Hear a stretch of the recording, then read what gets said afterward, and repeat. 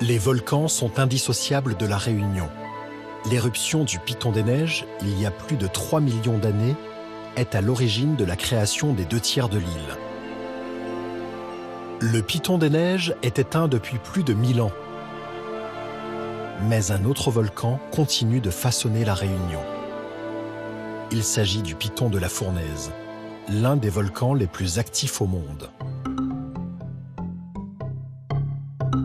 Le lieu idéal pour observer ce géant se trouve au pas de Bellecombe-Jacob.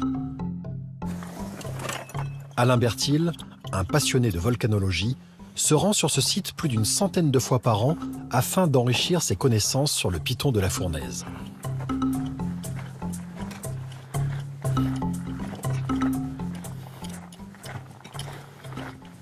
On est à plus de 2000 mètres d'altitude ici, juste à l'endroit où se trouve ce qu'on appelle l'enclos. Et donc la plupart des éruptions ont lieu dans cet enclos, soit en face de nous, soit à l'arrière du volcan.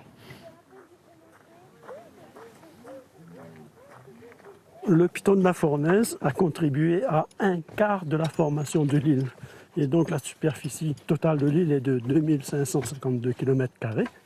Donc il faut imaginer que lui, il a construit 1/4 de cette superficie. Il continue à agrandir l'île par les coulées qui arrivent à la mer de temps en temps. Donc, autant ça peut être un lieu extraordinaire par rapport au spectacle qu'il nous délivre, autant ça peut être aussi un lieu extrêmement dangereux, puisqu'il y a eu des accidents ici, soit pendant les éruptions, soit parce que des gens se sont perdus dans le brouillard. Et là, je vois une rose. Il est possible que ce soit quelqu'un qui ait déposé cela en souvenir d'une personne qui s'est perdue ou disparue ou qui est morte ici. Alain a un rapport quasi fusionnel avec le volcan. Cet ancien prof de lettres a assisté à sa première éruption à l'âge de 4 ans. Depuis, il consacre tout son temps libre à l'étude du Piton de la Fournaise. Ce volcan, pour moi, effectivement, est une histoire de famille, puisque j'ai vu des éruptions très tôt. Mais c'est une histoire de famille, de toute façon, pour tous les Réunionnais qui sont extrêmement attachés à leur île et à ce volcan. Moi, j'en ai fait un élément central de ma vie, puisque depuis très longtemps maintenant, je suis pratiquement toutes les éruptions. Et je viens ici autant que je peux, quel que soit le temps, la pluie, la nuit, le brouillard, le froid. Le tout, c'est de bien connaître cet endroit et d'être équipé comme il faut pour pouvoir le parcourir par tout temps. Quand il vient ici, Alain a toujours le même rituel. Il se dirige vers son point de vue préféré, le sommet du Formica Leo. Ce cratère doit son nom à son aspect de fourmilière. Donc là, on va arriver sur le bord de ce petit cratère qui va nous offrir une vue panoramique sur l'ensemble de l'enclos dans cette face-là. Voilà. Avec les traces des éruptions récentes là-bas. De nos jours, le Piton de la Fournaise est le cœur de la Réunion, le cœur qui bat. Et il bat très fort aussi dans le cœur des Réunionnais. Les Réunionnais se sont appropriés leur volcan et c'est une fête permanente quand il y a les éruptions. Car tout le monde vient, tout le monde veut voir, bien sûr, les éruptions. Alain continue son exploration du Piton de la Fournaise en se rendant sur un autre lieu mythique de la Réunion, la Plaine des Sables. Située juste en dehors de l'enclos, cette étendue déserte semble sortie d'une autre planète. C'est le choc total. Beaucoup comparent ce lieu à la Lune. Moi, je trouve qu'il ressemble aussi à Mars. Je me dis que quand les hommes iront sur Mars, ils marcheront sûrement comme je le fais en ce moment dans des paysages comme ça. Et donc, je suis heureux que ça me coûte moins cher et que surtout, je puisse le faire bien avant eux. On n'a pas l'impression d'être à La Réunion. On pourrait être dans un désert marocain ou même sud-américain. Et puis, si on change d'endroit, on pourrait se croire en Norvège. À un autre endroit, on pourrait se croire en Europe aussi. Ce qui me fait rêver, c'est que notre pays réunit cette diversité de paysages. On n'a pas besoin de les comparer aux autres. On se dit qu'on peut être dans des endroits très différents, même au cours d'une même journée. À chacune de ses visites à la Plaine des Sables, Alain se met à la recherche de pierres uniques issues des poches les plus profondes du volcan. Une belle là. Voilà les premières dunites que l'on trouve. Hein.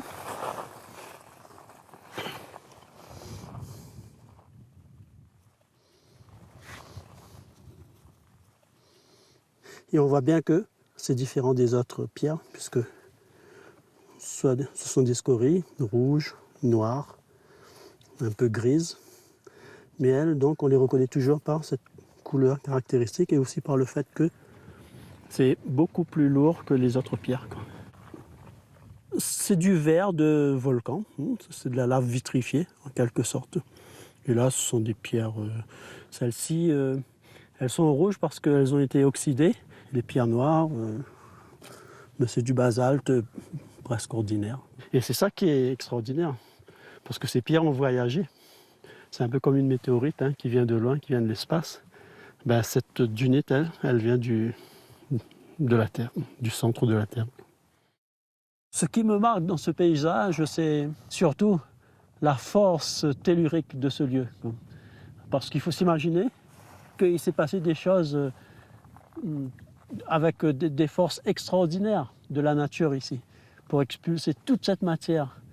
Et je me dis, je suis dans un lieu où il s'est passé des choses phénoménales. Et ben, nous, on passe, on est des humains qui passons après plusieurs milliers d'années après. Et on profite de ces lieux. C'est vraiment un privilège d'être ici. Il continue à émaner de ces lieux une force vraiment superbe. Le temps est en train de changer. Alain quitte les lieux avant de se faire bloquer par le brouillard. La région du volcan se caractérise justement par ce changement de climat très rapide. Ce matin, il y avait du soleil. Et là, on est en plein brouillard. Et ça peut surprendre des gens qui ne connaissent pas cette région. Il y a du soleil, on part en tenue légère, faire une balade au volcan. On pense que tout est simple. Et en fait, on peut se retrouver en plein dans le brouillard et ne plus savoir où on se trouve et se perdre. Alain roule en direction de Piton-Sainte-Rose, une bourgade au nord-est du Piton de la Fournaise. Salut Roby. Il a rendez-vous avec Roby Soriano, un des meilleurs spéléologues de la Réunion. Ensemble, les deux hommes se préparent à une immersion souterraine au cœur du volcan, à la découverte d'un tunnel de lave qui s'est créé lors de la grande éruption de 2004. Sous leurs pieds, ces boyaux forment un réseau de 6 km de long. Et bon, on est parti? Allez, tranquillement. On va se rappeler le bon vieux temps. L'exploration.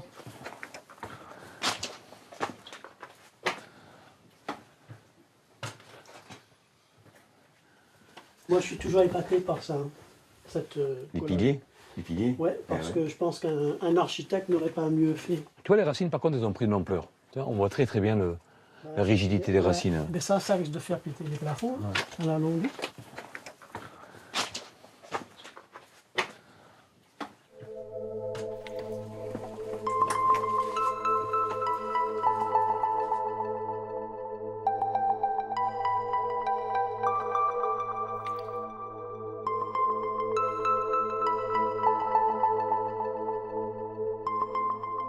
C'est un tunnel qui part, je dirais, du front océan et qui monte à peu près jusqu'à 500 mètres d'altitude. Je disais toujours que la coulée 2004, si on la projette sur le massif volcanique, c'est le seul réseau où on peut rentrer dans un endroit et ressortir dans un autre. La plupart ont fait demi-tour. Une autre spécificité pragmatique, c'est qu'elle est sur le bord de la route et il suffit d'arriver, on met la voiture au parking et on peut, dans les 10 minutes qui suivent, être dans un tunnel. Ouais. Donc c'est fait pour tout le monde, même pour des enfants jeunes. Oui, c'est ça. Et puis n'oublions pas qu'il est classifié dans les 3 premiers mondiaux. C'est pas mal. Ce qui n'enlève rien au charme. Voilà mon site préféré, quoi. Ici? Ah, regarde ça. Ce magnifique plafond. Tu t'aperçois que nous, on a changé, Alain, mais regarde, le plafond, il n'a pas changé, quoi. Quand je te disais tout à l'heure cristallisé, ça n'a pas changé. C'est magnifique, voilà. Et là, tu as vraiment ce côté vitrifié, un peu cristallisé, tout simplement. Incroyable. Et ça, tu vois, on reste sans mots. Quand tu vois ce genre de dédale. Même là, c'est beau, là, quand on voit un peu la lumine avec l'oxyde de la silice.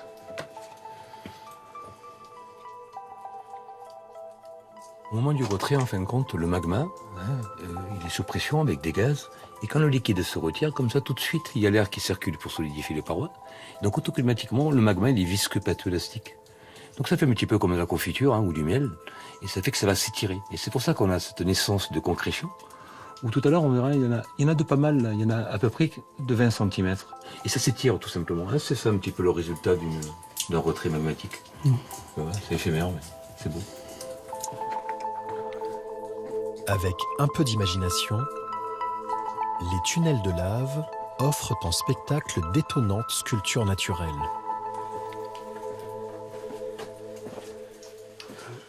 Dans cette cavité, on a tout. On a aussi bien l'art qui nous a créé des colonnes.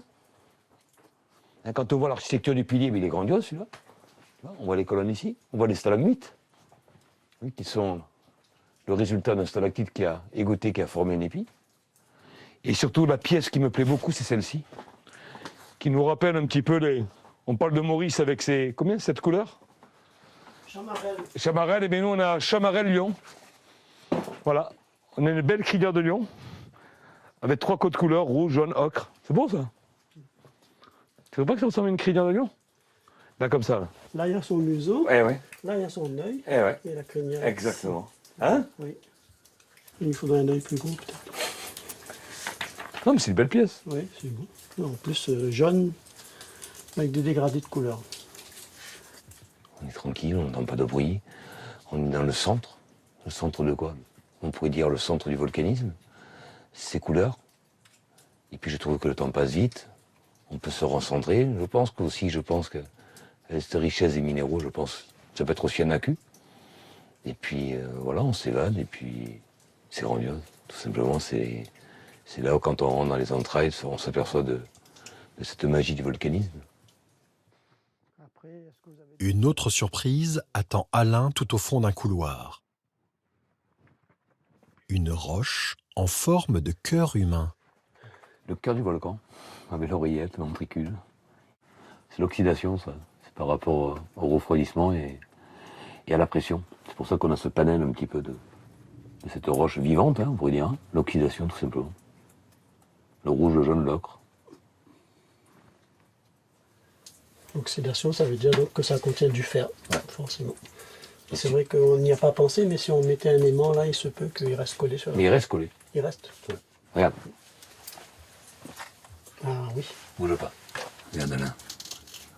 Il y a ça qui t'avait depuis le même. Ok. Regarde. Non, ça marche pas. Il marche, tu vois. Tu vois? Voilà. Alors, il faudrait... Tu vois là? Là, ça marche. Voilà. Tu vois l'aimant? La très forte présence de fer dans la lave rend la roche magnétique. Ça tient, pas de doute. Et donc on sait qu'ici, c'est pas utile d'essayer d'utiliser une boussole, quoi. Parce que le nord va aller dans tous les sens. On va perdre le nord au sens propre du terme. Il est possible qu'un jour une autre coulée passe par-dessus et que ce tunnel disparaisse à jamais. Et bien nous, on aura eu la chance de le parcourir et c'est déjà une très belle chose. Ensuite, qu'est-ce que ça nous fait d'être dans un tunnel? Je crois que la réponse est déjà derrière nous. On est au cœur donc, de la Terre, on est aux origines de la Terre, et il ne faut pas oublier que les premiers hommes ont habité aussi dans des cavernes, et peut-être que les origines de la Terre nous ramènent aussi aux origines de l'homme. À proximité du tunnel, le cœur du village de Piton-Sainte-Rose, célèbre à La Réunion pour avoir été emporté par la terrible éruption d'avril 1977. Seule l'église du village a été épargnée par la lave. Des blocs de basalte qui l'entourent témoignent encore de l'événement.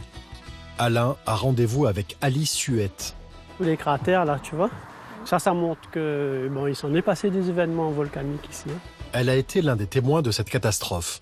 Moi, c'est le 13 avril que ma maison a disparu. Les gens ont commencé à percevoir des fumerolles là-haut. Et là, il y en a qui disaient « Ah, c'était des braconniers qui chassaient le tank, peut-être ils ont allumé un feu, etc. » Mais après, ça s'est confirmé que c'était bien une éruption qui menaçait Piton. Alors là, c'était la panique en fait. L'armée est arrivée et Et tous, on a dû vraiment amasser nos affaires et là, dans une totale panique. Hein. Du coup, les gens n'ont rien pu prendre. Nous-mêmes, papa a dit, bon, les filles, on vide les armoires. Et là, on a ouvert des draps par terre et on a mis les habits. On a fait des ballots et puis on s'est précipité au bord de la route. Et après, les militaires sont venus avec leurs camions, justement. Et là, c'était l'exode, on partait. Et au fur et à mesure, nous, on voyait la lave qui descendait et une atmosphère un peu lourde, un peu plus chaude. C'est vraiment quelque chose qui nous a meurtris. Donc, c'est vrai, il n'y a pas eu de perte humaine, mais il y a eu tellement de déchirures, tellement de souffrance, parce qu'il y a une trentaine de familles qui ont perdu leur maison. C'était un lieu de vie, on échangeait des choses et tout ça. Et puis tout d'un coup, avec ces coulées noires de lave, on était rayés de la carte, quoi. Les gens, le village n'existait plus. Je me souviens de la stupeur de l'île entière quand on a appris la nouvelle qu'il y a une coulée qui se dirigeait sur le village de Piton-Sainte-Rose, parce que ça semblait impossible. Personne n'avait vécu ce genre de choses. On s'est retrouvé devant le fait accompli, à voir cette coulée qui descendait. Et c'est vrai que ça a traumatisé la population. Je me souviens que le premier réflexe des hommes, ça a été d'effacer les traces. Oui. C'est-à-dire de libérer l'église et de reconstruire, de tout effacer. Oui. Et c'est beaucoup plus tard, une trentaine d'années plus tard, qu'on se rend compte que ce passé est quand même important.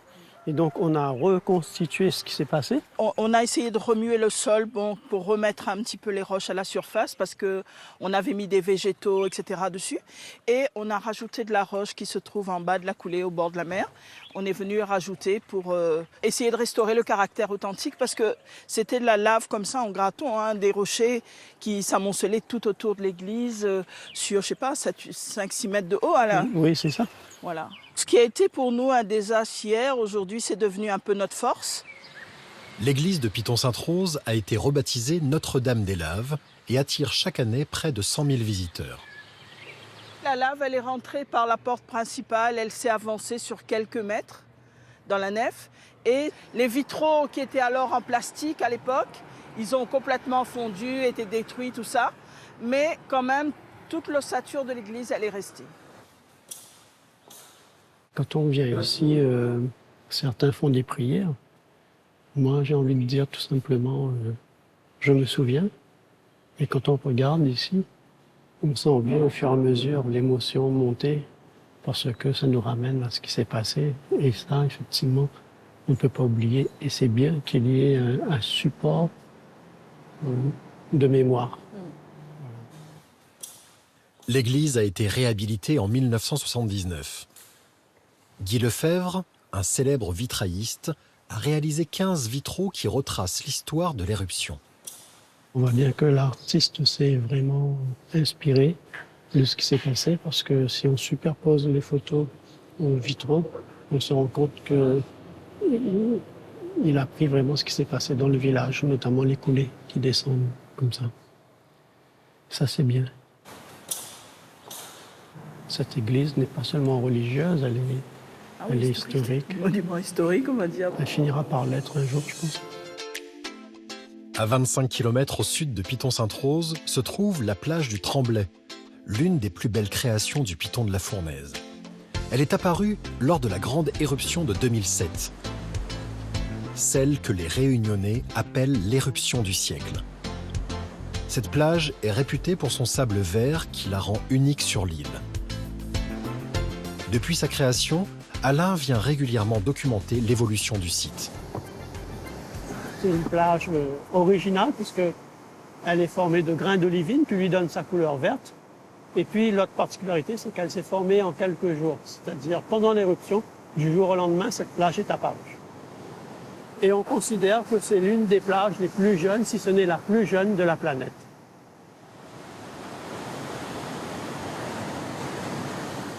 C'est bien de revenir régulièrement faire des photos et des prises vidéo parce que cette plage évolue, un peu comme si elle était vivante. Et donc des prises de vue à intervalles réguliers, et ça permet de voir justement comment elle évolue, ce qui se passe. En fait, rien n'est figé ici. Il y a toujours des transformations, et ce n'est sûrement pas la dernière, si on se réfère à la fréquence des éruptions ici. parce qu'on n'est pas sûr du tout que cette plage va durer encore longtemps. Il se peut qu'elle disparaisse. Et dans quelques générations, eh bien, on retrouvera un peu toutes les images qu'on aura faites, nous, sur cette éruption. Et les gens auront de quoi donc se souvenir.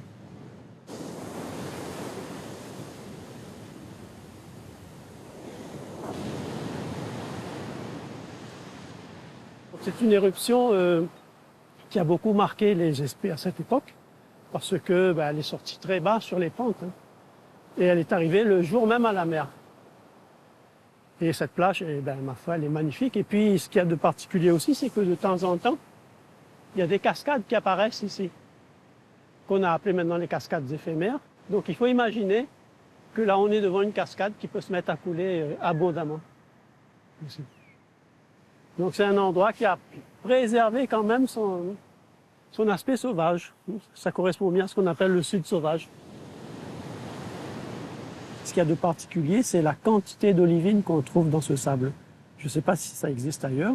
C'est dû au fait qu'au moment où la coulée a rencontré la mer, il y a eu des explosions ici et la lave s'est pulvérisée. Donc toute l'olivine que contenait la lave a donné cette plage magnifique de couleur verte comme ça. On voit vraiment le cristal de verre, parce que l'olivine c'est du cristal de verre. Et là, ce cristal brille au soleil et c'est ce qui lui donne aussi cette couleur très particulière. J'étais présent à cette coulée et c'est ça qui est extraordinaire. C'est que non seulement cette plage est la plus jeune du monde, mais on a assisté à sa naissance, on a vu comment ça s'est passé. On a vu les volutes de fumée, on a vu les explosions et c'était vraiment extraordinaire. On voyait des éclairs dans les panaches, c'était vraiment quelque chose d'apocalyptique. Et puis, quand on revient le lendemain, on voit qu'il y a une plage. Donc, abracadabra, en quelque sorte. C'est magique.